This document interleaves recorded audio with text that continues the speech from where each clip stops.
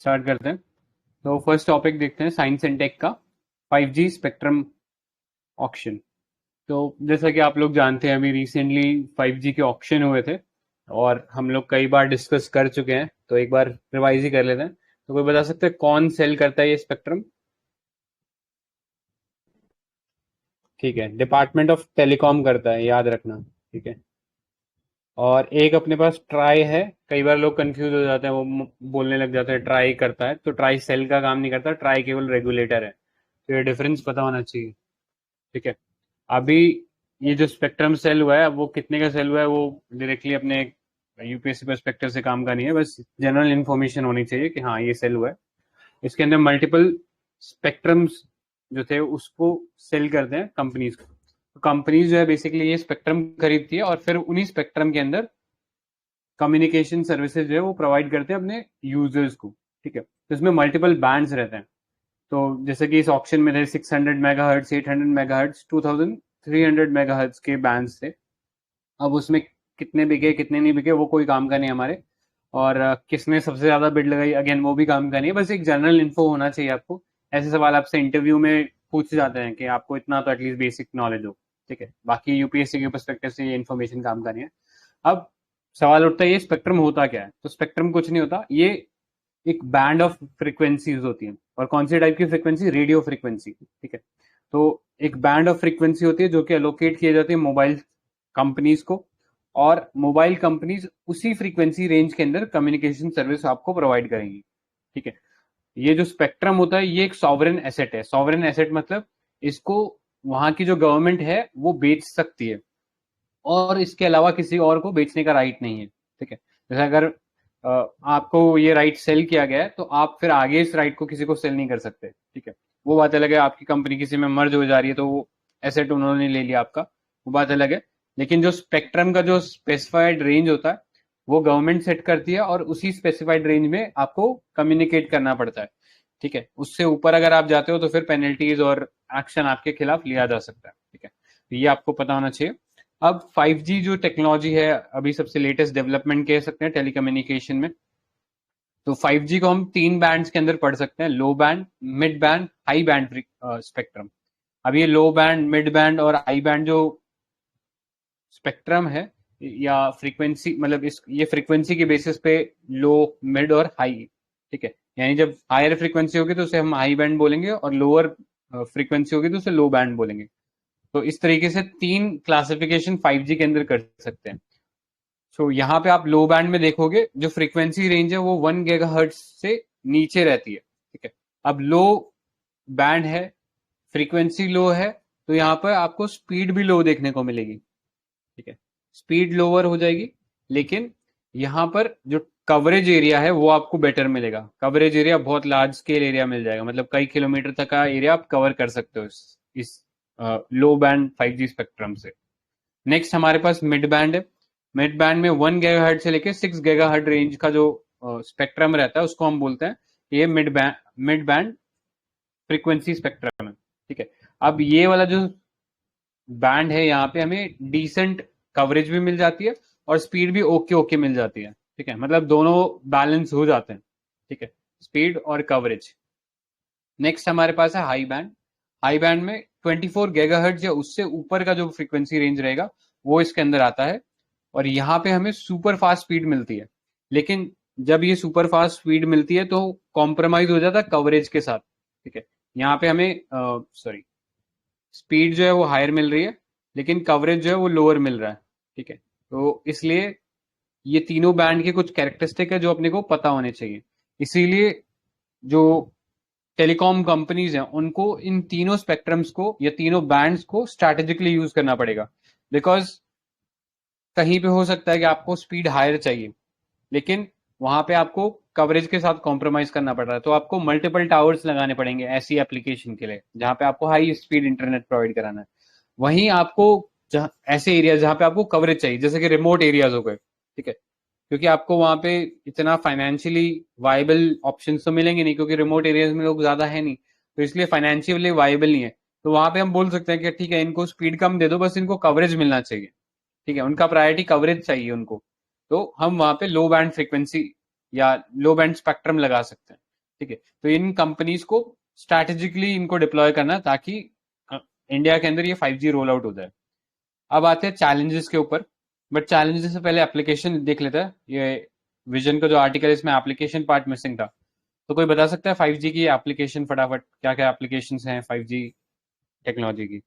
जैसे एक Indian express में पूरा एक पेज ही दिया होता है, जब जिस दिन लॉन्च हुआ था उस दिन, तो उससे मैंने कॉपी करा था। तो एग्रीकल्चर में पूरा रियल टाइम ट्रांसमिशन डाटा के लिए आईओटी में यूज होता है, सेंसर्स में वीडियो कंट्रोल डिलीवरी ऑफ जो भी गुड्स, ये सब उसमें यूज होता है। फिर हेल्थ में हम्म। हमारा फिर होता है वहाँ पे रूरल हाँ क्लिनिक जो कनेक्ट होता है फिर स्पेशलिस्ट से सिटी हॉस्पिटल से, ये वाला जो हाँ, जो ई आप हेल्थ का जो है। एग्री हाँ एग्रीकल्चर में बोल रहे हो तो वो उसके लिए स्पेसिफिक टर्म है प्रिसीजन फार्मिंग का, जहाँ पे वो सेंसर्स वगैरह रियल टाइम यूज होते रहेंगे। तो वहां पे हमें काम आएगा 5G, आईओटी में काम आएगा, क्लाउड कंप्यूटिंग में काम आएगा। ठीक है।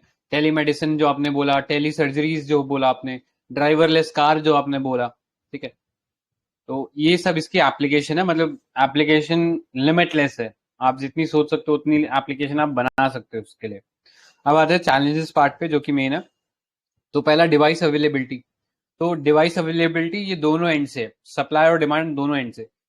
सप्लाई साइड में जो टेलीकॉम कंपनीज हैं उनको अपने जो टावर पे डिवाइसेस है उन सबको चेंज करना पड़ेगा, क्योंकि 5G टेक्नोलॉजी के लिए 5G एनेबल्ड डिवाइसेस चाहिए होंगे जो कि स्पेक्ट्रम को या जो डेटा है वो रिसीव और सेंड कर सके। ठीक है, रिसीवर और ट्रांसमीटर चाहिए होंगे 5G enabled. Similarly demand side यानी जो लोगों की साइड पे, लोगों को ऐसे मोबाइल या ऐसे अप्लायंसेस चाहिए होंगे जो कि 5G एनेबल्ड हो। ठीक है, तभी आप इस चीज को इफेक्टिवली यूज कर पाओगे। Next, suitable wave spectrum. तो जैसा कि मैंने बताया कि इसमें मल्टीपल बैंड्स हैं। जैसा हाई बैंड जो है उसमें कवरेज नहीं मिलेगा आपको, या अगर लो बैंड है तो उसमें आपको स्पीड नहीं मिलेगा। ठीक है, तो वहां पे आपको दोनों इश्यूज को एड्रेस करना है कि कवरेज भी देखनी है, स्पीड भी देखना है। तो उसको भी अपने आप में डिप्लॉय करना एक चैलेंजिंग टास्क होने वाला है। प्लस 5G जो है, जितनी ज्यादा 5 फ्रीक्वेंसी होती है उतनी ज्यादा वो अटेनुएशन होता है उसमें। अटेनुएशन मतलब जब भी हम सिग्नल सिस्टम की बात करते हैं तो एक कॉन्सेप्ट आता है अटेनुएशन। अटेनुएशन मतलब जो सिग्नल है वो धीरे धीरे अपने आप वीकन हो रहा है। ठीक है, या कोई वेव है वो अपने आप वीकन हो रही है या लेस पावरफुल हो रही है। और वो ऐसा क्यों होता है? क्योंकि ये जो स्पेक्ट्रम से जो एनर्जी निकलती है उसको अर्थ या अर्थ के ऑब्जेक्ट्स जैसे कि ट्रीज, बिल्डिंग्स, ये एब्जॉर्ब करते हैं। तो धीरे धीरे सिग्नल वीक होता जाता है लॉन्ग डिस्टेंस पे। तो वो भी एक इश्यू है। Next, fibreisation of infrastructure. तो करंटली इंडिया के अंदर जो टावर्स हैं, जो मोबाइल टावर्स हैं, वो ओनली 33% फाइबराइज्ड हैं। वहीं develop countries like US, Japan etcetera, वहां पे ये जो रेट है ये 80 to 90% है। अब फाइबर ऑप्टिक केबल आपको पता ही है, एक बहुत फास्टर मीडियम है डेटा ट्रांसमिशन का, as compared to the traditional coaxial cable, जैसा जहां पे कॉपर केबल इस्तेमाल होता था। उसके कंपैरिजन में ऑप्टिकल फाइबर बहुत तेज है और बहुत लार्ज अमाउंट ऑफ डेटा बिना किसी अटेनुएशन के कैरी कर सकता है। ठीक है, तो अभी जो इंफ्रास्ट्रक्चर है उसमें भी चेंज करने की जरूरत है, या फाइबर और डिप्लॉय करने की जरूरत है across the India. Next, globally harmonise spectrum allocation, उसकी जरूरत है। बिकॉज कई बार ऐसा होता है कि सपोज इंडिया में कोई एक सर्टेन फ्रीक्वेंसी पे स्पेक्ट्रम बेचा गया, अब पाकिस्तान या बांग्लादेश में उसके आसपास एक और फ्रीक्वेंसी पे 5G का जो स्पेक्ट्रम है वो बेचा गया। तो क्या हो सकता है? बॉर्डर एरियाज में इनका इंटरफेरेंस हो सकता है। तो कई बार आपने ऐसा किस्सा सुना होगा कि कॉल में इंटरफेरेंस हो गया, या किसी की आवाज सुनाई दे रही थी, या कई बार उसमें नॉइज आ रही थी। तो वो नॉइज क्यों आती है? बिकॉज इंटरफेरेंस हो जाता है रेडियो वेव्स के अंदर, जिसके चलते एक ग्लोबलाइज या एक हार्मोनाइज स्पेक्ट्रम एलोकेशन बनाने की जरूरत है। Next, net neutrality debate. तो अगर आप करंट अफेयर्स कुछ सालों से फॉलो कर रहे होगे तो आपको जरूर ये याद होगा, एक नेट न्यूट्रलिटी का डिबेट चला था। तो ये फेसबुक थी, अब तो मेटा हो गया। तो ये जो है इसने ये कॉन्सेप्ट को काफी पॉपुलराइज करा था। इनका कहना ये था कि हम कुछ बेसिक सर्टेन मिनिमम सर्विसेज जो हैं, जो डिजिटल सर्विसेज है, जैसे फेसबुक हो गया, जीमेल हो गया, या गवर्नमेंट वेबसाइट्स हो गई, ये फ्री में प्रोवाइड कराएंगे। ठीक है, और बाकी सर्टेन वेबसाइट जो है उनके लिए हम लोग चार्ज लेंगे। ये नेट न्यूट्रलिटी का कॉन्सेप्ट था। ठीक है, तो इंडिया ने कैटेगोरिकली तब इस चीज को डिनाई किया था कि हमें इस टाइप के कॉन्सेप्ट की जरूरत नहीं है, बिकॉज ये इक्वालिटी के खिलाफ है। कि आप कुछ साइट्स को प्रेफरेंस दे रहे हो ओवर अदर्स। तो यहाँ पे वापस एक नेट न्यूट्रलिटी डिबेट इस सेंस में आ जाएगा। 5G जो है वो कुछ कंपनीज को या कुछ प्लेटफॉर्म्स को काफी ज्यादा हेल्प करने वाला है, जैसे कि फॉर एग्जाम्पल हम कह सकते हैं नेटफ्लिक्स। ठीक है, नेटफ्लिक्स पे लार्ज अमाउंट ऑफ डेटा रहता है और आप चाहते हो कि कॉन्टिन्यूसली आपको वो डेटा जो है डाउनलोड होता रहे। तो ऐसी प्लेटफॉर्म से ये जो वेबसाइट है इनको फायदा होने वाला है 5G के आने से। ठीक है, तो इनके लिए एक एडेड एडवांटेज हो सकता है, और कुछ और जो ट्रेडिशनल वेबसाइट थी जो यूज करी जा रही थी अब तक, शायद उनका रेलेवेंस खत्म हो जाएगा। तो अगेन वही नेट न्यूट्रलिटी डिबेट आ गया। प्लस हमने देखा कई कंपनीज, टेलीकॉम कंपनीज हैं, वो आजकल पेड पैकेजेस दे रहे हैं कि एयरटेल का लेट से आप सब्सक्रिप्शन ले दो, जो नेटफ्लिक्स का उसके साथ सब्सक्रिप्शन आपको फ्री दे रहे हैं। ठीक है, तो इस टाइप के पैकेजेस नेट न्यूट्रलिटी डिबेट को वापस इग्नाइट कर देंगे। Next, cyber security threat. तो जैसा कि हमने बात किया आईओटी वगैरह में इसका बहुत एप्लीकेशन है। एट द सेम टाइम अब जब हमारे अराउंड इतना सारा इंफॉर्मेशन कम्युनिकेशन टेक्नोलॉजी से चीजें रन होगी, तो साइबर सिक्योरिटी थ्रेट भी बढ़ जाएंगे, जिसमें हम देख सकते हैं प्राइवेसी पे अटैक हो सकता है, साइबर फ्रॉड हो सकते हैं। तो इस टाइप की एप्लीकेशन का भी जो राइज हमको देखने को मिलेगा। तो अब वे फॉरवर्ड क्या होना चाहिए इसके लिए? तो जो 5G का जो एरा है ये 3 क्रिटिकल एलिमेंट पे डिपेंड करेगा। पहला, एक सब्सटैंशियल इन्वेस्टमेंट होनी चाहिए डिजिटल इंफ्रास्ट्रक्चर में। ठीक है, ताकि जो भी इंफ्रास्ट्रक्चर चाहिए इसके लिए रिक्विजिट, वो सब एस्टैब्लिश किया जा सके। नेक्स्ट, एक डिजिटल एनवायरनमेंट बनाने की जरूरत है जिसमें ट्रस्ट हो, मतलब people should trust it, people should not be apprehensive about it. ठीक है, अदरवाइज इसका अडॉप्शन नहीं हो पाएगा। Next, a modernise policy and regulatory framework बनाने की जरूरत है, जो कि गवर्नमेंट एंड पे आ जाता है। ठीक है, वैसे भी हमने देखा टेलीकॉम सेक्टर काफी स्ट्रेस के अंदर है बिकॉज ऑफ सेवरल इश्यूज। जैसे आपने पढ़ा होगा एजीआर का एक इश्यू पड़ा था। ठीक है, एडजस्टेड ग्रॉस रेवेन्यू जो था, तो एजीआर का इश्यू बहुत लंबा चल रहा था बिकॉज जब टेलीकॉम शुरू में बेचा गया था तब गवर्नमेंट ने बोला था हम रेवेन्यू शेयरिंग बेसिस पे आपको बेचेंगे, मतलब आप जितना पैसा कमाओगे इससे उसमें से हमें शेयर मिलेगा, मतलब आप फ्रंट पैसा देने की जरूरत नहीं है स्पेक्ट्रम के लिए, आप जितना पैसा कमाओगे उसमें से हमें शेयर देना पड़ेगा। ठीक, तो इसके ऊपर बहुत सारा डिस्प्यूट था। अभी हम लोग इसको कवर नहीं करेंगे बिकॉज नहीं तो फिर सारा टाइम इसी में निकल जाएगा, बट अलग से इसको और कभी कवर कर लेंगे। बट देख लेना एजीआर का इश्यू आपको पता होना चाहिए। Next, regulators need to be streamline network development regulation. ठीक है, तो ट्राई के एंड पे जो रेगुलेशन है या डिपार्टमेंट ऑफ टेलीकॉम के एंड पे जो रेगुलेशन है उनको थोड़ा और स्ट्रीमलाइन करना पड़ेगा, ताकि जो प्राइवेट कंपनीज है उनका भी कॉन्फिडेंस इंडिया के अंदर आए। करंटली हम बात करें, जैसे अभी ऑक्शन भी देखा हम लोगों ने, तो केवल 3 कंपनीज ने पार्टिसिपेट किया, और थोड़ा और ऐड करें तो आई थिंक अडानी ने भी पार्टिसिपेट किया था। तो ले देखिए ये 4 कंपनीज थी जिनमें से 3 जो है वही मेजर प्लेयर है इसमें। तो first is Jio, Airtel and Vodafone idea. ठीक है, बीएसएनएल तो कहीं लाइन में भी नहीं है। तो कह सकते हैं कि लॉन्ग टर्म में कार्टलाइजेशन हो सकता है। तो एक फेयर कंपटीशन रखने के लिए जिसमें कंज्यूमर्स को बेनिफिट हो, कंपटीशन बने रहना चाहिए। और कंपटीशन कैसे बना रहेगा? जब और कंपनीज को भी ट्रस्ट आएगा कि हाँ वो इंडिया में जाके टेलीकॉम बिजनेस कर सकते हैं। ठीक है, तो वो तभी हो पाएगा जब थोड़ा रेगुलेटरी साइड्स पे लोगों को कॉन्फिडेंस आएगा। ठीक है, नेक्स्ट, लेगेसी रेगुलेशन, वही एजीआर वाला इश्यू है, उसको रिजोल्व करने की जरूरत है। और फिर और ऑल्टरनेट चैनल ऑफ कम्युनिकेशन को भी एक्सप्लोर किया जा सकता है, like satellite communication to facilitate 5G broadband connectivity. ठीक है, सो ये था 5G के बारे में। इसमें अभी तक जो पढ़ा उसमें किसी को कुछ ऐड करना है? नेक्स्ट टॉपिक पे चलते हैं, ट्यूबरकुलोसिस। तो आई थिंक हिमांगी मैम आपका था ये। Yes, hello. So I will be continuing with tuberculosis. Am I audible to all of you? Yes ma'am. Okay. So why was tuberculosis in news? Because recently WHO ने एक नई guideline release की ताकि वो national strategic planning को support कर सके TB के रिगार्डिंग। तो सबसे पहले हम ये जानते हैं कि टीबी है क्या।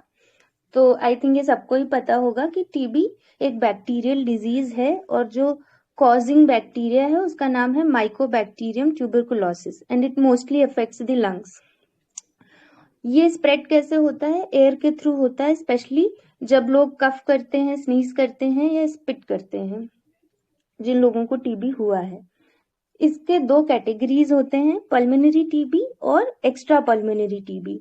पल्मोनरी टीबी में क्या होता है कि आपके लंग्स इफेक्ट होते हैं। एक्स्ट्रा पल्मोनरी मतलब नाम में ही है एक्स्ट्रा, तो लंग्स के साथ साथ आपके बाकी के ऑर्गन्स भी इफेक्ट होंगे। तो ये कुछ detailing about tuberculosis. Let's get back to NSP, national strategic planning. तो एनएसपी क्या है? ये एक तरह का डॉक्यूमेंट है जो कि गाइड करता है नेशनल अथॉरिटीज और स्टेक होल्डर्स को कि कैसे कॉम्प्रिहेंसिवली एड्रेस करें टीबी एपिडेमिक को through various goals, strategies, priority interventions within health and across other sectors. हर गोल, जितने भी गोल्स हैं उनको डिफाइन किया जाना चाहिए इन लाइन विद स्मार्ट। तो स्मार्ट एक अब्रिविएटेड फॉर्म है, specific, measurable, attainable, realistic and time bound. तो ये कुछ 5 क्राइटेरिया हैं जिनके बेसिस पर आपके गोल्स डिफाइंड होने चाहिए कि कैसे टैकल करना है टीबी के प्रॉब्लम को। Current document is an update to 2015 tool kit. तो लास्ट हमारा जो डॉक्यूमेंट था 2015 का था, उसके बाद अब इसको अपडेट किया गया है to develop N SP for TB prevention, care and control. The guidance was developed with input from national TB programs। तो हर नेशन में जितने भी टीबी प्रोग्राम्स चलते हैं उन सबको इंक्लूड किया गया था। टेक्निकल पार्टनर्स जो थे, सिविल सोसाइटी, डब्ल्यूएचओ के टेक्निकल स्टाफ जो थी, हर कंट्री, हर रीजनल लेवल पर जितने भी लोग इन्वॉल्व थे उन सबको बुलाकर उन सब का व्यू पॉइंट लिया गया और ये डॉक्यूमेंट तैयार किया गया। अब ये डेटा बैंक हम देख लेते हैं, काफी इम्पोर्टेंट हो जाता है डेटा बैंक जानना।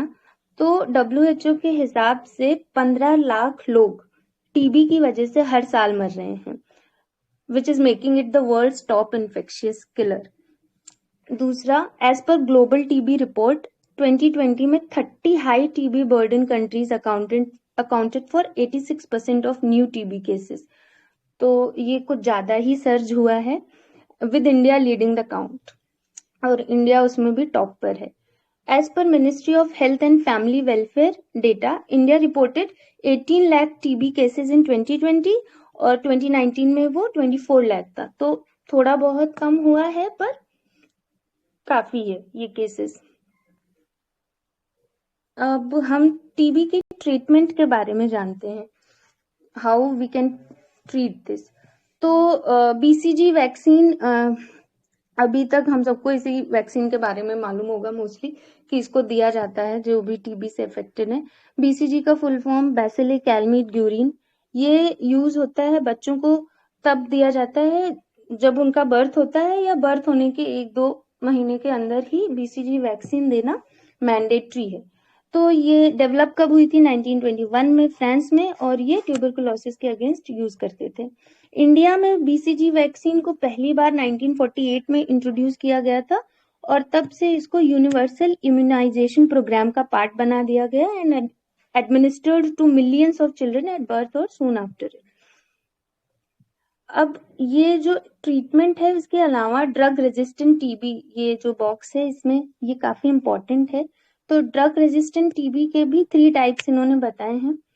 तो सबसे पहले मैं ये जानना चाहती हूँ आप सबसे कि ड्रग रेजिस्टेंट टीबी, ये जो स्टेटमेंट है इसका क्या मतलब है? मतलब मतलब इसमें ऐड करने से पहले एक चीज बताना चाहता हूँ। एक डॉट्स नाम का एक ट्रीटमेंट चलता है, ठीक है? तो टीबी का जब भी मतलब किसी को सुनने में आपको आएगा तो आप सबसे पहले ये डॉट ट्रीटमेंट के बारे में ही सुनोगे। तो ये एक 6 महीने का कोर्स होता है जिसके दौरान उनको लगातार कुछ ड्रग्स जो है वो एडमिनिस्टर किए जाते हैं ताकि उन जो टीबी का जो बैक्टीरिया वो खत्म किया जा सके। तो उसमें बहुत तरह की दवाइयां होती है, जैसे आप ये जो मल्टी ड्रग रेजिस्टेंट टीबी देख रहे हो, यहाँ पे लिखा हुआ आइजोनी एसाइड और रिमापिसिन, ठीक है? तो ये 2 दवाइयां हैं जो कि डॉट ट्रीटमेंट में फर्स्ट लाइन ऑफ डिफेंस होती है, यानी फर्स्ट लाइन ऑफ ड्रग बोलते हैं। तो डॉट ट्रीटमेंट के अंदर ये दवाइयां जो है दी जाती है ताकि जो बैक्टीरिया वो खत्म हो जाए।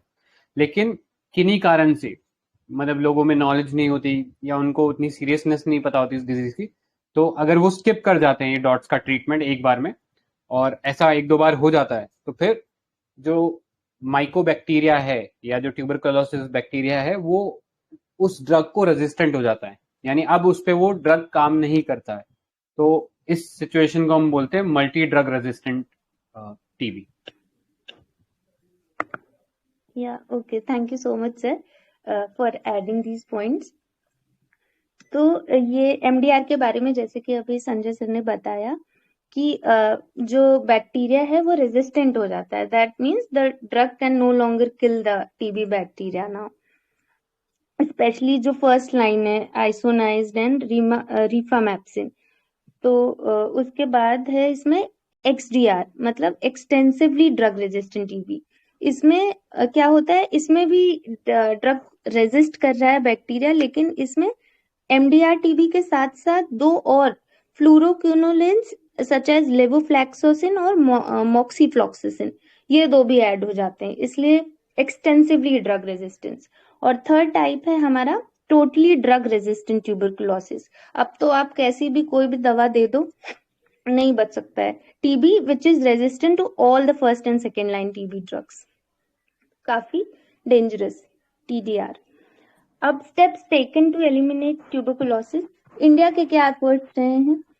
नेशनल स्ट्रेटेजिक प्लान आया था 2017 से 2025 तक के लिए।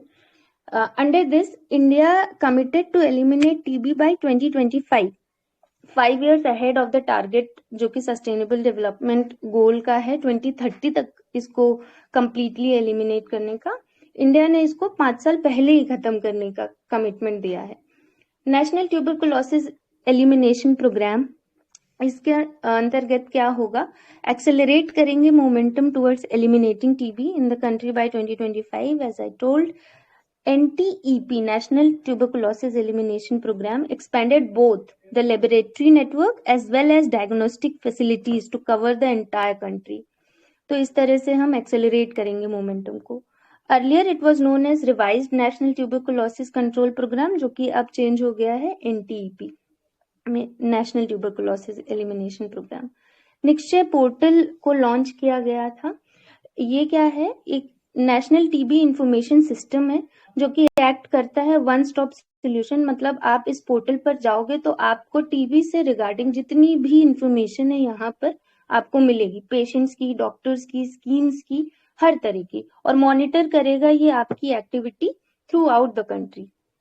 प्रोवाइड करता है national data repository of TB information for advanced analytics, और अच्छी एडवांस एनालिसिस कर सकें उसके लिए यहाँ से आप डेटा ले सकते हो निश्चय पोर्टल से। निश्चय पोषण योजना ये भी लाया गया था। तो ये निश्चय पोषण योजना 2018 में लॉन्च हुआ था ministry of health and family welfare के थ्रू। और इसमें होता क्या है कि गवर्नमेंट 500 रुपीज पर मंथ हर टीबी पेशेंट को डायरेक्ट बेनिफिट ट्रांसफर के थ्रू पैसे देगी ताकि वो अपना फूड और मेडिसिन पर खर्च कर सकें। इसलिए निश्चय पोषण योजना को लॉन्च किया गया था। और इसमें और क्या जानने लायक है, scheme is financed by the government of India with partial financing provided through world bank. तो गवर्नमेंट ऑफ इंडिया तो फाइनेंस करती ही करती है, वर्ल्ड बैंक का भी इसमें थोड़ा बहुत कंट्रीब्यूशन है।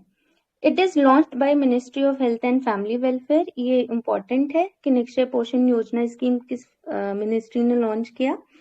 TB free India campaign has been launched by the Indian prime minister by 2025। अब चैलेंजेस क्या हैं इस टीबी को कंट्रोल करने के?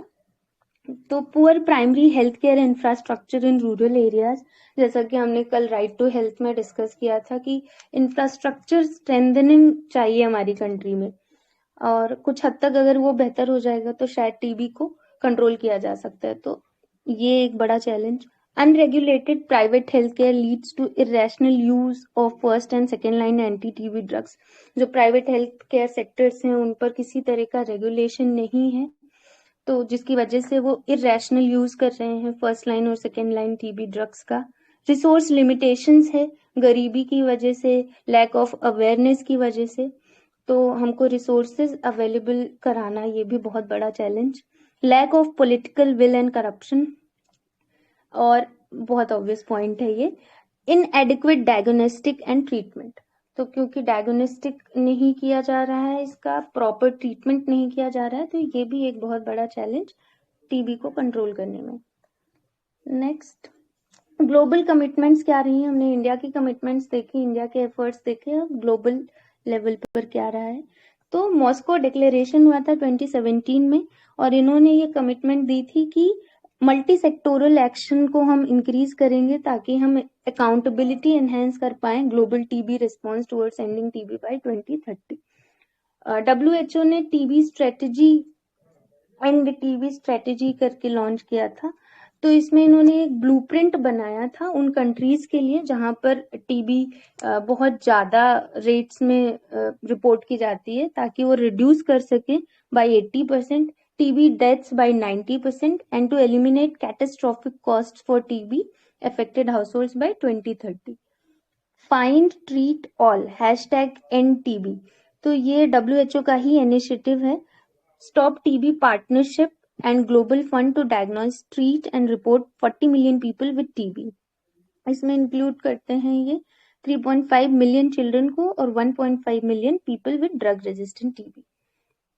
Tuberculosis can be controlled if appropriate policies are followed, effective clinical and public health management is ensured, and there are committed and coordinated efforts। तो all in all सबका मिला जुला एफर्ट और कमिटमेंट होना चाहिए from with in and outside the health sector. Rapid expansion होना चाहिए effective TB control service को जब भी अर्जेंटली रिक्वायरमेंट हो, both to avert and continue high burden of morbidity and mortality from TB। So with this, I will conclude with the topic। Any more add-ons? ठीक है, I think आपने काफी अच्छा sum up कर दिया इसको। किसी को कोई और पॉइंट तो ऐड नहीं करना था ना इसमें? रिसेंटली एक कैंपेन स्टार्ट हुआ था टीबी के लिए, टीबी हारेगा देश जीतेगा कैंपेन, ऐसा कुछ अभी रिसेंटली था उसमें। ये भी अच्छा एडिशन है, लिख लेना, टीबी हारेगा देश जीतेगा। Yes, yes, yes। Thank you। ठीक है, आगे चलते हैं। Genomic surveillance. So I think कोविड-19 के बाद इस पे काफी फोकस है जीनोमिक सर्वेलेंस पार्ट के ऊपर, बिकॉज आप देखोगे अभी कोविड-19 के बाद हम लोग देख रहे हैं कि बहुत ज़्यादा ध्यान दिया जा रहा है कि हम आने वाले जो फ्यूचर पैंडेमिक्स हैं या एपिडेमिक्स हैं, ठीक है, पैंडेमिक एपिडेमिक में आई होप डिफरेंस पता होगा। पैंडेमिक मतलब एक वास्ट स्केल पे कोई डिजीज है वो फैल रहा है, एपिडेमिक मतलब अभी लोकल लेवल पे ही वो फैल रहा है, ठीक है। तो जैसे अभी लंपी जो डिजीज है उसको हम कह सकते हैं कि एपिडेमिक है, कंट्री के अंदर ही फैल रहा है, लेकिन अगर वो मल्टीपल कंट्रीज में फैलने लग जाएगा तो विल से कि this has become a pandemic, ठीक है। तो जीनोमिक सर्वेलेंस जो है वो एक प्रोसेस है जिसके थ्रू हम लोग कॉन्स्टेंटली मॉनिटर कर सकते हैं पैथोजेंस को और एनालाइज कर सकते हैं उनके जेनेटिक जो सीक्वेंसिंग है उसको, और फिर उसे आइडेंटिफाई कर सकते हैं with other DNA, other pathogen DNA that we know of, और उनमें से आइडेंटिफाई कर सकते हैं वेरिएंट ऑफ कंसर्न्स, ठीक है। वेरिएंट ऑफ कंसर्न क्या होता है? This is a term use for any pathogen जो कि जिसमें पोटेंशियल है कि वो पैंडेमिक बन सकता है या एपिडेमिक बन सकता है या एक हेल्थ हैजार्ड बन सकता है एट लार्ज, ठीक है। तो उसको हम लोग बोलते हैं कि this is a variant of concern. जैसे कि कोविड वायरस आया, ठीक है, तो वो तो हमें पता है कोरोना वायरस है, लेकिन उसके अंदर भी बहुत सारे ऐसे वेरिएंट आए जो कि बहुत कंसर्न के थे, जैसे ओमेगा, ओमिक्रॉन, ठीक है। तो आई थिंक ये तो सबको याद ही होंगे, डेल्टा वेल्टा बहुत सारे आए थे, ठीक है। तो उनमें से कुछ जो वेरिएंट थे वो स्पेशली कंसर्न के वेरिएंट थे, बिकॉज उनसे शायद हमारी जो वैक्सीन है वो इफेक्टिवली डील नहीं कर पाती। तो उस सेंस में जेनेटिक सर्वेलेंस जो है वो एक तरीके का मॉनिटरिंग टेक्निक है जिसके अंदर जितने भी पैथोजन हमें मिलते हैं डेली लाइफ में, या जो गवर्नमेंट है हमारी एक्सपीरियंस करती है, या जो हेल्थ केयर प्रोफेशनल है वो उनको मिलते हैं, ठीक है, एनकाउंटर करते हैं, तो वो ट्रेस करके उसका जेनेटिक मेकअप निकालेंगे और फिर उसे कंपेयर करेंगे जो एग्जिस्टिंग डीएनएज है पैथोजन के हमारे पास उनसे, ठीक है। सो ये आइडिया है जीनोमिक सर्वेलेंस का, और इससे हेल्प क्या होगी? तो this will help us to create a better and stronger pandemic and epidemic preparedness and response, ठीक है। तो जेनेटिक सर्वेलेंस दो काम करेगा, पहले हम डायग्नोस्टिक को इंप्रूव कर पाएंगे, ठीक है, डायग्नोस्टिक मतलब डिजीज डिटेक्शन, और दूसरा उसके अगेंस्ट जो मिटिगेशन स्टेप है उसको डिप्लॉय कर पाएंगे, जैसे कि वैक्सीन डेवलपमेंट, ठीक है, या मेडिसिन डेवलपमेंट, जो भी आप यहाँ पे बोलना चाहो वो आप कह सकते हो, ठीक है। तो ये दो पार्ट्स पे जीनोमिक सर्वेलेंस जो है हमें हेल्प करेगा। जैसे हमने देखा कोविड-19 के अंदर, तो डायग्नोस्टिक टूल क्या था हमारे पास, तो बता सकता है कोविड-19 में डायग्नोस्टिक टेक्निक क्या इस्तेमाल कर रहे थे?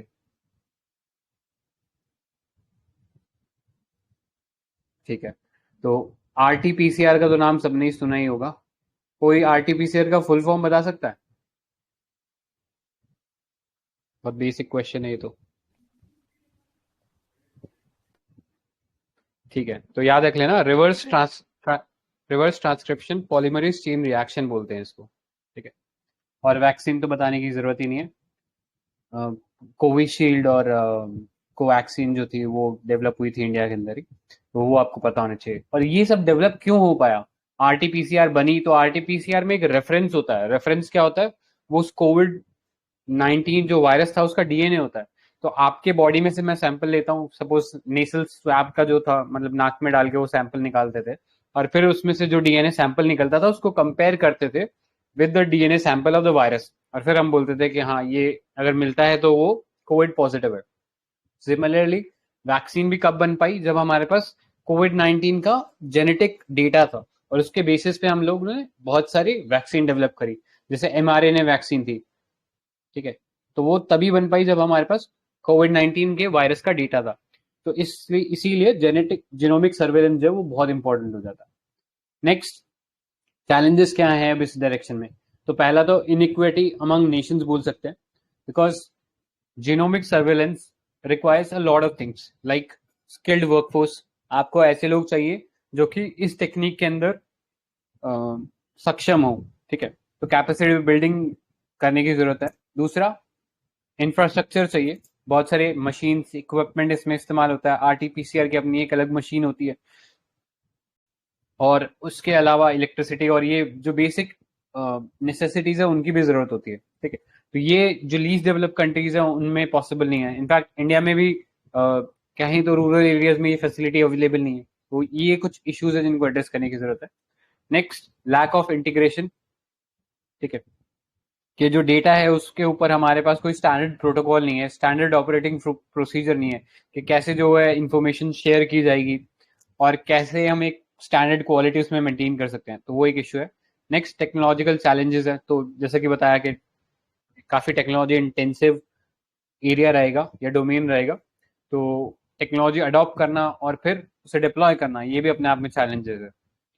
Next, newer variant of concern. तो न्यूअर वेरिएंट ऑफ कंसर्न वाला भी एक मेजर इशू रहता है, बिकॉज हम लोग मेरली डेटा जो जेनेटिक डेटा है उसको देख के पता नहीं लगा सकते कि ये कितना मुश्किल होगा वैक्सीन बनाना इसके लिए या कितना नहीं होगा। तो वो भी एक इशू है कि कोई स्टैंडर्ड डेफिनेशन नहीं है कि किसको हम वेरिएंट ऑफ कंसर्न मानेंगे। Next, way forward. तो अब वे फॉरवर्ड जो है ये WHO ने दिया है, उसका ये 10 year strategy for genomic surveillance है। तो इतना डेप्थ में इसको पढ़ने की जरूरत नहीं है, आप बस बेसिकली ऑब्जेक्टिव्स देख लो इसके। ऑब्जेक्टिव्स जो है डायरेक्टली आपके वे फॉरवर्ड में यूज हो जाएंगे, जैसे कि improve access to tools for better geographic representation, ठीक है।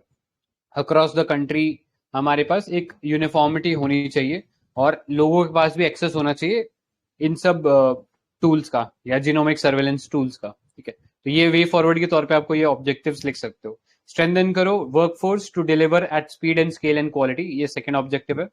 थर्ड है sharing utility for streamline local to global public health decision making and action, ठीक है।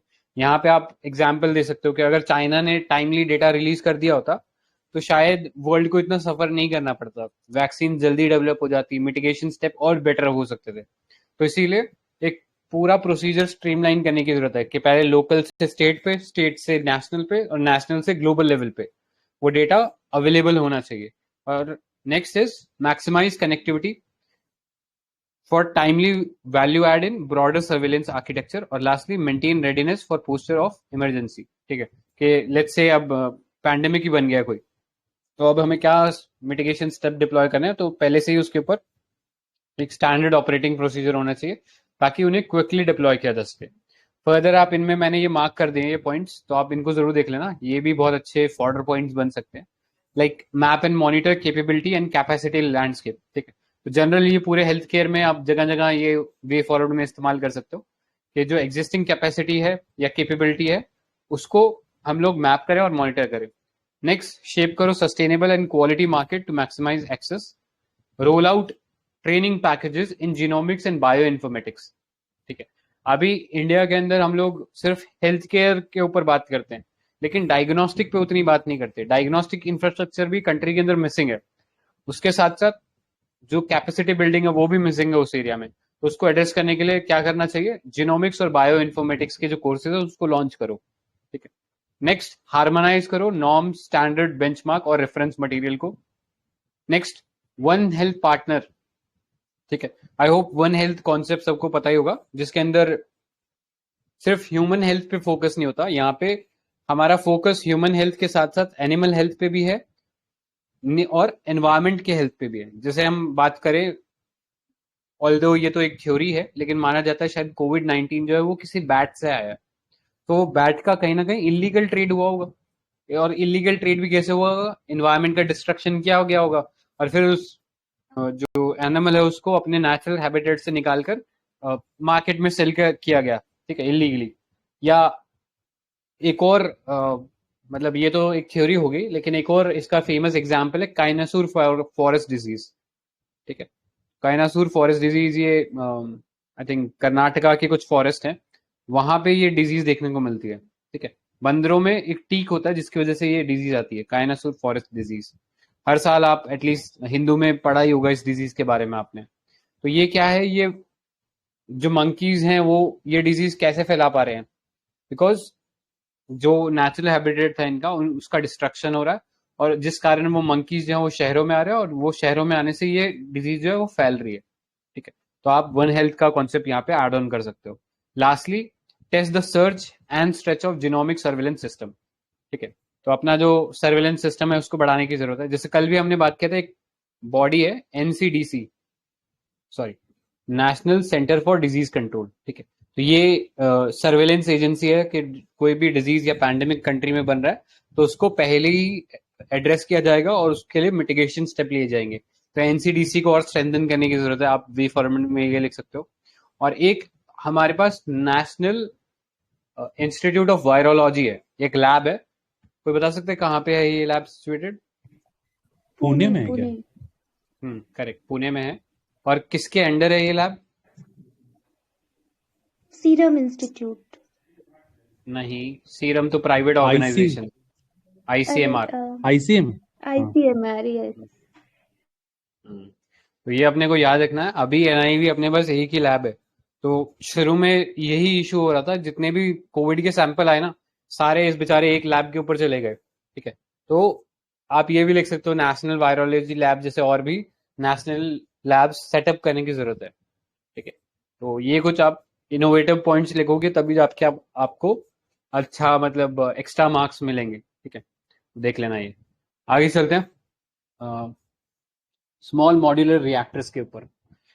सो अभी नीति आयोग के एक मेंबर और साइंटिस्ट वीके सारस्वत ने सजेस्ट किया कि गवर्नमेंट को सेटअप करने चाहिए स्मॉल मॉड्यूलर रिएक्टर्स जो कि रिप्लेस करे एजिंग थर्मल पावर प्लांट्स को, ठीक है। तो अब आप जैसे कि जानते हो हम लोगों का COP26 में कमिटमेंट था, पंचामृत भी दिया, और फिर कार्बन न्यूट्रलिटी का भी कॉन्सेप्ट दिया था कि India will go carbon neutral bye 2070, ठीक है। कार्बन न्यूट्रल हो जाएंगे। अब कार्बन न्यूट्रल होना है तो उसके लिए स्टेप भी लेने पड़ेंगे। अब स्टेप क्या है कि जो कोल पावर प्लांट है उनको रिड्यूस करो। अब उनको रिड्यूस करेंगे तो कोई ऑल्टरनेट सोर्स होना चाहिए। अब रिन्यूएबल जो है उसमें बहुत सारी प्रॉब्लम्स है, जैसे कि इंटरमिटेंट सप्लाई है। इंटरमिटेंट मतलब कि रेगुलर 24/7 आवर सप्लाई नहीं मिलती उसमें से। सो इसको एड्रेस करने के लिए हम एक ऑल्टरनेट एनर्जी सोर्स ला सकते हैं, तो वो उन्होंने पेश किया है स्मॉल मॉड्यूलर रिएक्टर। तो स्मॉल मॉड्यूलर रिएक्टर ऐसा रिएक्टर है which has a capacity to deliver electricity up to 300 megawatt, ठीक है। सो जो लार्ज या जो कन्वेंशनल रिएक्टर होता है वो हम कहते हैं कि ऐसा रिएक्टर जहां पे इलेक्ट्रिसिटी का जो जनरेशन है वो 700 मेगावाट के ऊपर हो रहा है, तब हम उसको बोलते हैं कि ये लार्ज या कन्वेंशनल है। मॉड्यूलर अप टू 300 मेगावाट कह सकते हो, ठीक है। और उससे भी छोटा होता है, अगर 10 मेगावाट तक कर रहे हो तो वो हम कह सकते हैं कि माइक्रो रिएक्टर है। तो अब स्मॉल मॉड्यूलर रिएक्टर जो है अभी एक नेसेंट कॉन्सेप्ट है, मतलब अभी ये कॉन्सेप्ट पॉपुलराइज हो रहा है, इतना लार्ज स्केल पे इसका एक्सेप्टेंस नहीं है अभी। तो इंटरनेशनल एटॉमिक एनर्जी एजेंसी, जो कि एक ग्लोबल वॉचडॉग जिसको हम जानते हैं, तो उसकी रिपोर्ट के according across the world there are 70 small modular reactor concept under development in 18 countries. ठीक है, तो ये एक ग्लोबली हम कह सकते हैं कि पॉपुलर फिनोमेना है जो हो रहा है, और इसमें लार्ज स्केल पे इन्वेस्टमेंट भी हो रही है। ठीक है, according to international atomic energy agency. तो इंडिया को भी ये चीज में रिसर्च करना चाहिए। नेक्स्ट एडवांटेजेस क्या है अब इसके? तो पहले तो स्मॉल फुटप्रिंट है, बिकॉज आपको इसके लिए लार्ज स्केल लोकेशन नहीं चाहिए, जैसा कि आपको न्यूक्लियर रिएक्टर में चाहिए होता है। मतलब कन्वेंशनल न्यूक्लियर रिएक्टर में आपको एक बहुत लार्ज एरिया चाहिए होता है, बिकॉज आपको नेसेसरी इंफ्रास्ट्रक्चर खड़ा करने के लिए, साथ ही साथ सिक्योरिटी पर्पसेस के लिए भी, बिकॉज आप नहीं चाहते कि न्यूक्लियर पावर प्लांट में कोई ऐसे ही घुस जाए, तो उसमें बहुत बड़ा सिक्योरिटी एस्टैब्लिशमेंट भी बनाना पड़ता है, और फिर न्यूक्लियर का लीक का थ्रेट भी रहता है। तो इसलिए हमेशा ऐसे एरियाज में बनाए जाते हैं न्यूक्लियर पावर प्लांट जो कि ह्यूमन हैबिटेशन से काफी दूर हो, जैसे कुंडकुलम हो गया, यूपी के अंदर नरोरा हो गया। ठीक है, तो पता होना चाहिए इस टाइप के एरियाज के बारे में आपको। ठीक है, तो यहाँ पे वो चीज नहीं करने की जरूरत है, बहुत ही छोटे एरिया में बन सकता है। तो ये थोड़ा सा सिटीज के पास भी हो सकता है, मतलब not exactly in the city, city से तो अभी भी इसको दूर ही रहना पड़ेगा, बिकॉज न्यूक्लियर का खतरा लीक होने का अभी भी है, लेकिन जो एरिया चाहिए होगा इसको वो कम होगा। नेक्स्ट अफोर्डेबल है, बिकॉज इसको जो कंपोनेंट बनाने के लिए चाहिए they can be easily fabricated, मतलब प्री फैब्रिकेटेड है कि बस पहले से बने हुए होंगे, लाकर इंस्टॉल ही करना है आपको, अलग से कोई बिल्डिंग मटेरियल लगाने की जरूरत नहीं है। नेक्स्ट सेविंग होगी इससे, बिकॉज आप बहुत ही जल्दी इसको डेवलप कर सकते हो, अनलाइक कन्वेंशनल न्यूक्लियर और थर्मल पावर प्लांट, इसको बहुत तेजी से डेवलप किया जा सकता है। ठीक है, तो वो एक एडवांटेज हमें यहाँ इससे मिलता है। नेक्स्ट सस्टेनेबल डेवलपमेंट है। ठीक है, जैसे हम चाहते हैं कि कार्बन न्यूट्रल हम लोग बने, कार्बन फुटप्रिंट अपना कम करें, तो उसके अंदर एक अच्छा डायरेक्शन होगा। रिड्यूस फ्यूल रिक्वायरमेंट, सो इसमें एडवांटेज क्या रहता है कि एक बार अगर ये स्मॉल मॉड्यूलर रिएक्टर को आपने फ्यूल कर दिया तो 3 से 7 साल तक उसे रिफ्यूल करने की कोई जरूरत नहीं है। ठीक है, और इनफैक्ट अगर और भी बेटर तरीके से डिजाइन किया, they can operate up to 30 years without refuelling. ठीक है, बार बार यूरेनियम लाने की जरूरत नहीं है।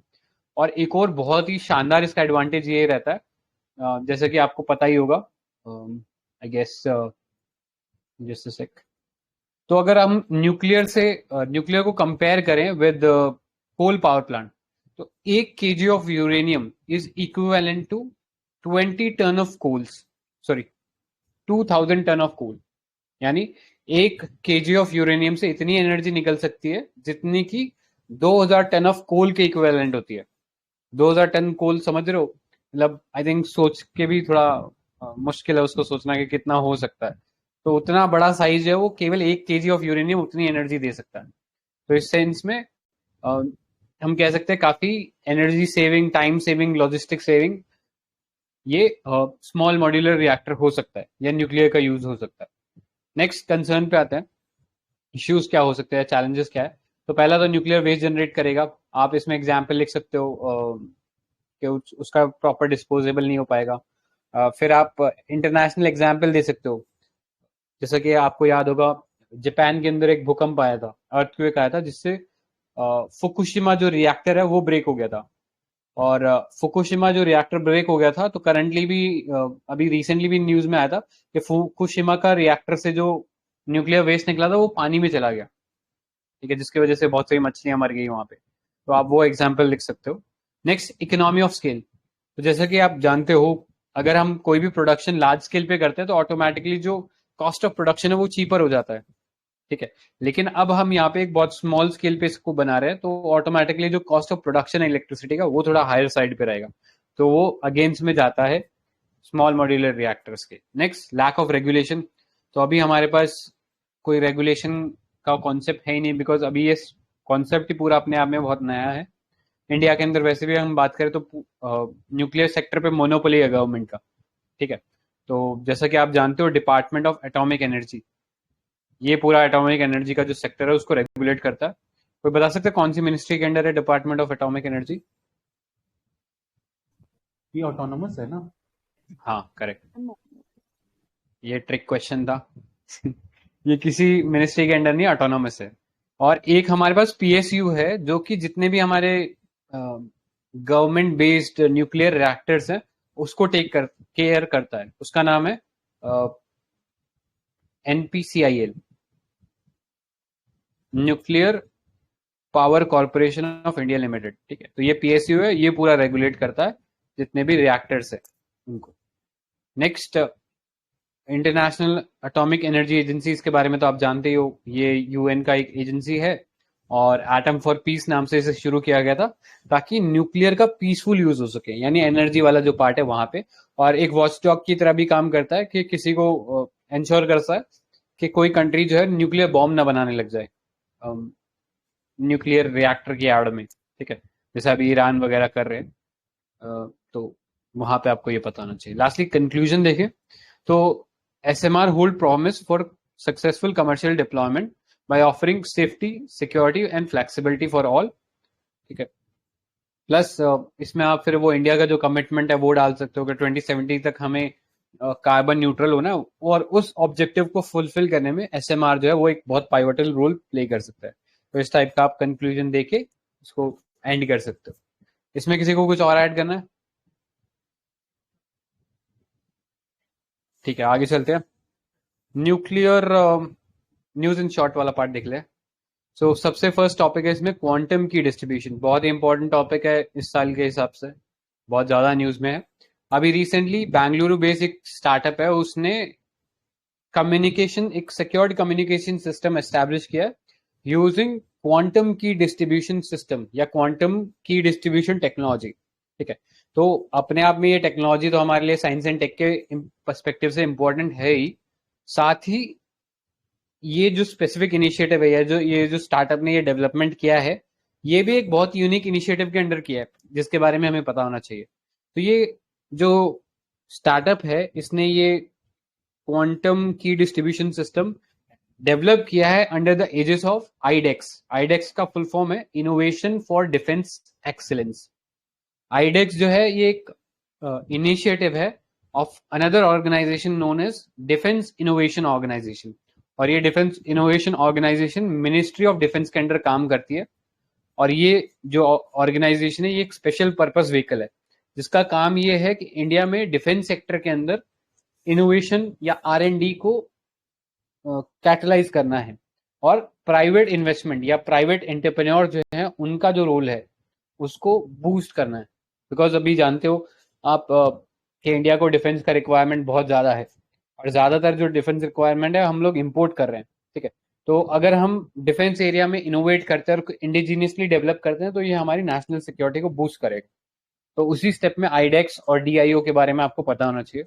अब ये हम लोगों ने जान लिया है, तो अब हम आते हैं जो फर्स्ट पार्ट था, दैट इज क्वांटम की डिस्ट्रीब्यूशन। आखिर ये है क्या? तो क्वांटम, इस टेक्नोलॉजी को जानने से पहले थोड़ा से बेसिक प्रिंसिपल देख लेते हैं कि आखिर क्वांटम है क्या। तो क्वांटम रेल्म अगर हम बोले या क्वांटम का फिजिक्स बोले तो ये एक ऐसा फिजिक्स है जो हम देखते हैं माइक्रोस्कोपिक लेवल पे। ठीक है, जनरल लेवल पे तो हम देखते हैं कि न्यूटन की लॉ ऑफ फिजिक्स काम कर रहे हैं। ठीक है, लेकिन जब हम माइक्रोस्कोपिक लेवल पे चले जाते हैं, एटम्स और इलेक्ट्रॉन्स के लेवल पे चले जाते हैं, तो न्यूटन के जो लॉ ऑफ फिजिक्स थे वो काम नहीं आते। वहां पे अपनी ही एक दुनिया है, अपने ही एक लॉज है, और उस दुनिया को हम लोग जानते हैं क्वांटम फिजिक्स के नाम से। ठीक है, अब क्वांटम फिजिक्स में दो प्रिंसिपल आपको पता होने चाहिए। पहला है सुपरपोजिशन और दूसरा है क्वांटम एंटेंगलमेंट। ठीक है, अब इसको समझने के लिए आपको इसको कंपेयर करना पड़ेगा ट्रेडिशनल कंप्यूटिंग से। ट्रेडिशनल कंप्यूटिंग क्या होती है? कोई भी कंप्यूटर मशीन लैंग्वेज के फॉर्म में समझता है। मशीन लैंग्वेज क्या होती है कि 0 और 1 बाइनरी डिजिट्स होते हैं, या तो 0 होगा कोई बिट या वो 1 होगा। इसी लैंग्वेज को समझता है कंप्यूटर हमारा। लेकिन क्वांटम कंप्यूटिंग में या क्वांटम जो टेक्नोलॉजी है उसमें हमें एक और 0 और 1 के अलावा एक और स्टेज मिलता है, जिसे हम बोल सकते हैं कि ऐसा स्टेज है जहां पे it can be 0 and 1 at the same time. ठीक है, मतलब 0 1 का तो ऑप्शन है ही, लेकिन एक ऐसा भी ऑप्शन हो सकता है जहां पे 0 और 1 एक साथ है। ठीक है, मतलब सोचने में थोड़ा दिक्कत होगा, लेकिन आप इसको ऐसे ही याद रखना पड़ेगा कि एक ऐसा स्टेज है जहां पे क्वांटम में 0 और 1 एक साथ एग्जिस्ट कर रहा है। तो सुपरपोजिशन इसी को बोलते हैं कि यहाँ पे 0 और 1 एक साथ एक समय पे ही वो रिप्रेजेंट हो रहा है। जैसा अगर मैं एग्जांपल देना चाहूँ, एक कॉइन को आप फ्लिप करते हो तो या तो हेड आएगा या टेल आएगा, लेकिन वहीं उस कॉइन को मैं एक टेबल पे रख के फ्लिप कर दूं, मतलब तेजी से घुमाने लग जाऊं, जैसे वो गोल गोल घूमता है ना, तो इस पॉइंट ऑफ टाइम पे ना तो वो हेड है ना वो टेल है। इसी को बोलते हैं सुपरपोजिशन, क्योंकि इस स्टेज पे वो हेड और टेल दोनों एक साथ है। आई होप क्लियर हो रहा होगा यहाँ तक। अब नेक्स्ट फिनोमेना है क्वांटम एंटेंगलमेंट। क्वांटम एंटेंगलमेंट का मतलब क्या होता है, और इसी क्वांटम एंटेंगलमेंट के ऊपर ये पूरा QKD का जो कॉन्सेप्ट है, क्वांटम की डिस्ट्रीब्यूशन, डिपेंड करता है। क्वांटम एंटेंगलमेंट का मतलब ये होता है कि सपोज आपके पास ये एक एटम है, ठीक है, इस पे यहाँ पे एक इलेक्ट्रॉन घूम रहा है, लेकिन एक और ऑर्बिट है जिसमें एक और इलेक्ट्रॉन घूम रहा है। अब जैसे ये इलेक्ट्रॉन आपस में इंटरैक्ट करते हैं तो ये एक रिलेशन में बन जाते हैं, जिसको हम बोलते हैं क्वांटम एंटेंगलमेंट। और जब भी दो इलेक्ट्रॉन जब या तो वो क्रिएट होते हैं या फिर आपस में इंटरैक्ट करते हैं, तो क्वांटम एंटेंगलमेंट जब होता है तो इनमें एक स्पिन होता है, ठीक है। मतलब हम थोड़ा ज्यादा टेक्निकल हो रहा होगा, लेकिन थोड़ा समझने की कोशिश करना कि इलेक्ट्रॉन एक पॉइंट ऑफ टाइम पे घूमता है, ठीक है। या तो वो एक डायरेक्शन में घूम रहा होगा तो हम बोलेंगे उसे पॉजिटिव स्पिन है या अपवर्ड स्पिन है, और या हम बोलेंगे डाउनवर्ड स्पिन है या नेगेटिव स्पिन है, ठीक है, ऐसा करके बोलते हैं। लेकिन जब क्वांटम एंटेंगलमेंट होता है तो अगर एक let's say electron upward spin करा तो दूसरा ऑटोमेटिकली डाउनवर्ड स्पिन करेगा। तो ये एक लॉ है इसके अंदर जो आपको पता होना चाहिए कि अगर क्वांटम एंटेंगलमेंट हो रहा है तो इसकी वजह से एक की जो पोजीशन है वो दूसरे के एंटी होगी, और ये कंसिस्टेंट रहेगा। फिर चाहे आप इस इलेक्ट्रॉन को मैं यहां से बाहर निकालकर एंड्रोमेडा गैलेक्सी के बाहर भी ले जाके रख दूं ना, तो मेरे को ये पक्का पता रहेगा कि ये इलेक्ट्रॉन अगर पॉजिटिव स्पिन करा तो वो एंड्रोमेडा में जो रखा है वो नेगेटिव स्पिन करा होगा, ठीक है। तो ये क्वांटम एंटेंगलमेंट का कॉन्सेप्ट है, जहां पे सब atomic particles like electron would get entangled in a way that one disturbs the other even if they are opposite end of the universe। यानी कि अगर एक में चेंज किया गया तो ऑटोमेटिकली दूसरे में चेंज होगा, और इसी के ऊपर QKD प्रिंसिपल बेस्ड है। अब QKD आया क्यों है, तो ये समझते हैं पहले इसकी जरूरत ही क्यों पड़ी QKD की।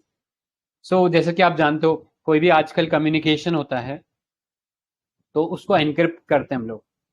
एनक्रिप्ट मतलब उसको डिकोड कर देते हैं ऐसे फॉर्म में, या एनकोड कर देते हैं ऐसे फॉर्म में जिसके जरिए उसको जो सेंडर और रिसीवर है वही पढ़ सके, उसके अलावा कोई थर्ड पार्टी नहीं पढ़ सकता। जैसे आप व्हाट्सएप में देखते हो तो उसमें भी मैसेज लिखाता है कि these messages are encrypted, only the sender and receiver can read them. WhatsApp या कोई थर्ड पार्टी उसको रीड नहीं कर सकती है। तो इसको हम बोलते हैं बेसिक एनक्रिप्शन।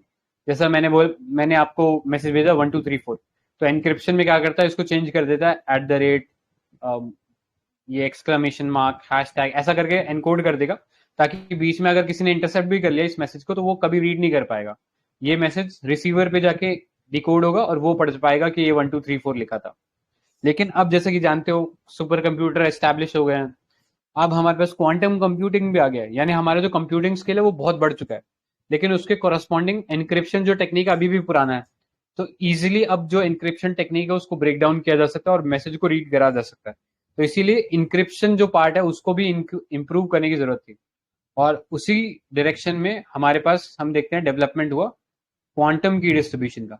तो हम क्वांटम का इस्तेमाल करके, जैसा कि आपने देखा क्वांटम में बिट्स जो है अब वो 3 टाइप के हो गए हैं, 0 1 और 0 और 1 एक साथ, ठीक है।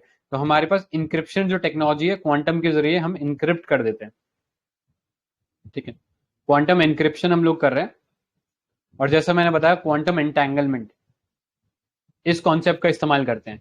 यानी सपोज मैंने आपको एक मैसेज भेजा, उसमें मैंने आपको इलेक्ट्रॉन स्पिन जो था अपने पास अपसाइड रख लिया, तो मेरे को ऑटोमेटिकली पता है जो आपके पास मैसेज गया होगा वो इलेक्ट्रॉन स्पिन जो है उसका डाउन साइड की तरफ होगा या डाउन होगा, ठीक है।